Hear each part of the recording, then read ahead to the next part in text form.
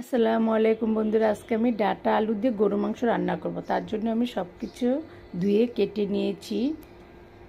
আমি এখন চুলায় বসিয়ে দিয়েছি। মাংসটা আমি কষিয়ে রান্না করে নিব ডাটা দা আলু দিয়ে।